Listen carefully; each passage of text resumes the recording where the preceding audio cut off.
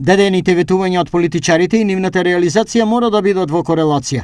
Од овие причини Институтот за добро управување и евроатлантски перспективи предлага јавно достапна дигитална апликација. Преку оваа апликација градоначалниците и општинските администрации ќе даваат извештај за дневни спроведени активности и степенот на реализација на дадените ветувања, преточени во програма за работа. Објаснува Бојан Кордалов, раководител на програмата за транспарентност и дигитализација. Во истиот контекст, според Кордалов, советниците би имале обврска да остават јавен контакт за достапност за да можат периодично да информираат за активностите.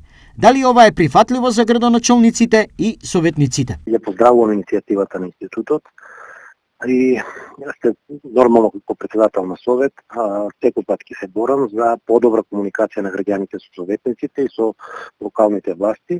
Уште на самата конститутивна седница сите советници оставија своји мејлови и телефонски броеви кои што се јавно достапни. Со тоа покажавме дека сите 15 советника се достапни на граѓаните. Секоја наша следна активност ќе биде нормално, транспарентно објавена на страната на општината и ние сме тука во следните 4 години за нашите граѓани.